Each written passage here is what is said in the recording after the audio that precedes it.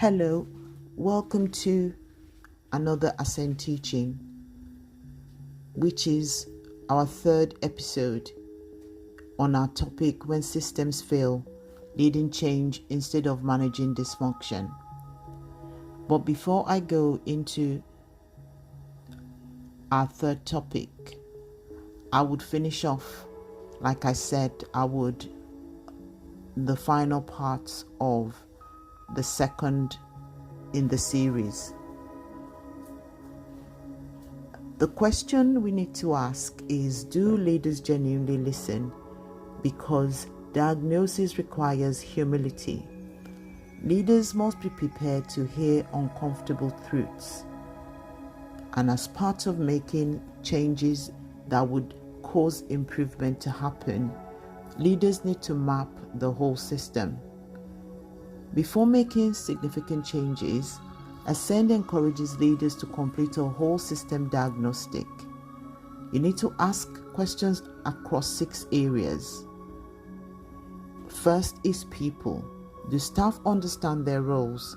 Are workloads manageable? Do people have the right skills? And is supervision or oversight effective? The next area, the second area, is looking at the processes. Are processes clear? Are there unnecessary steps which are causing delays? The next area is in the area of communication.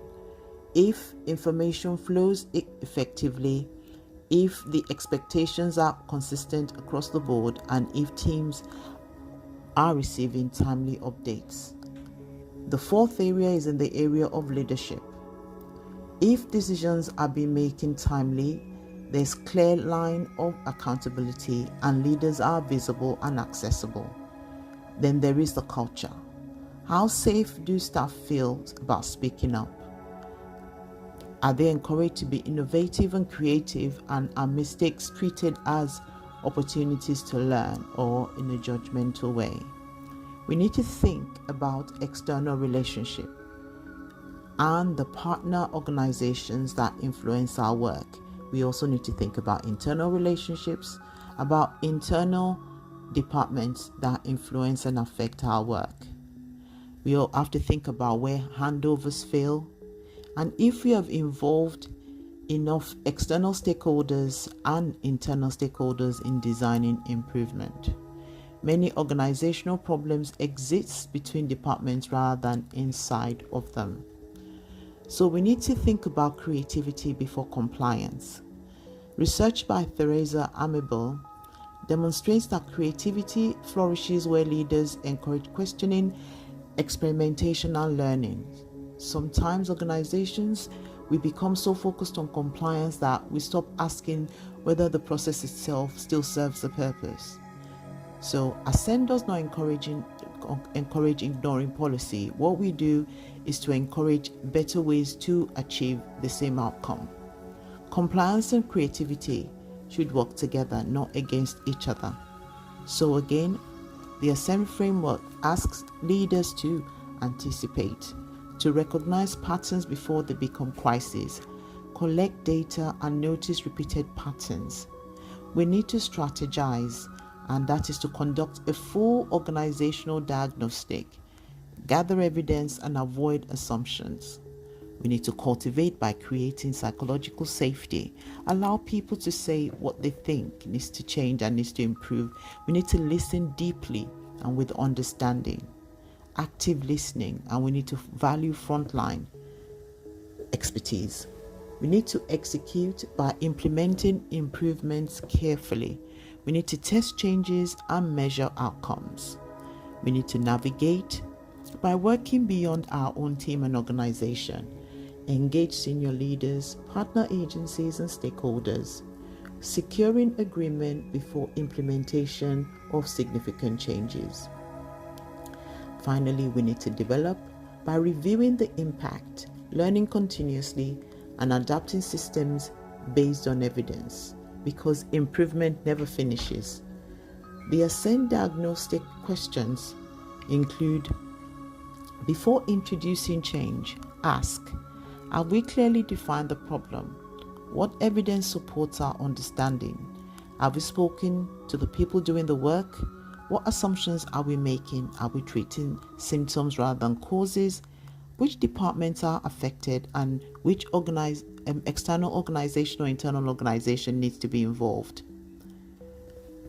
So these are some of the things that we need to consider in order to see the change that we're looking for. The Ascend Leadership Reflection is, do the quality of your solutions ever exceed the quality of your diagnosis? You need to think about that. Leaders who rush to solutions often create more work than progress. Those who diagnose deeply create changes that last.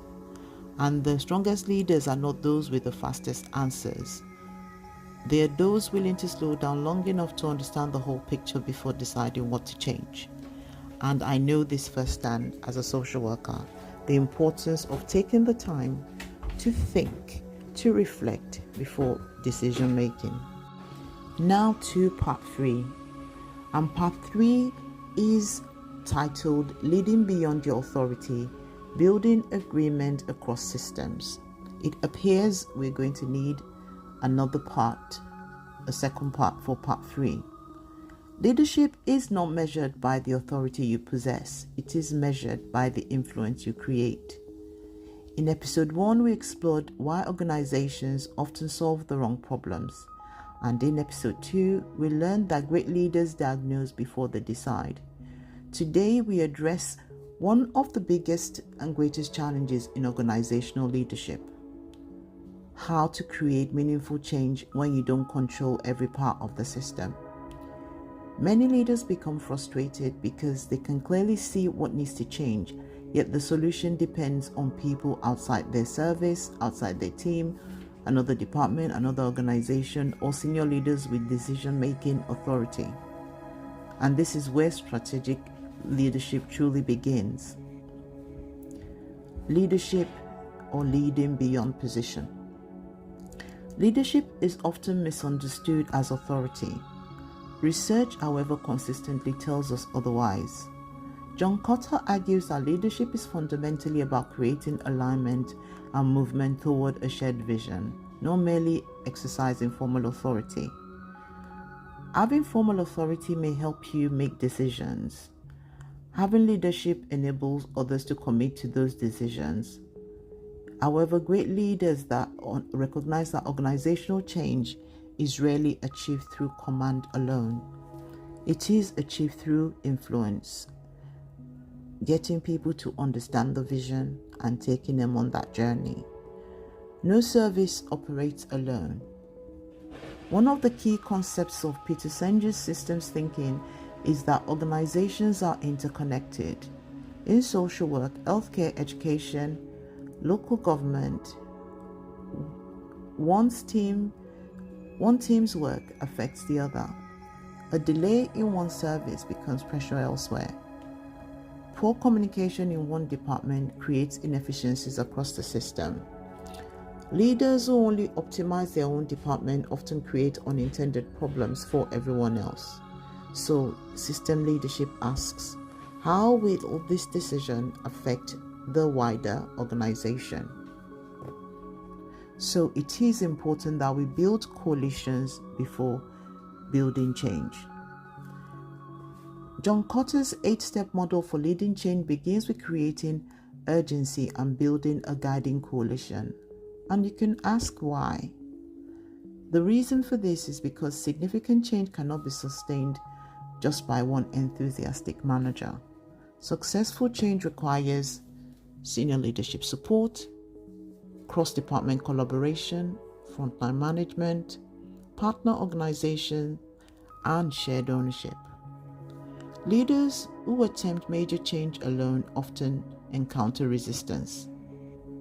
Leaders who build agreement create momentum.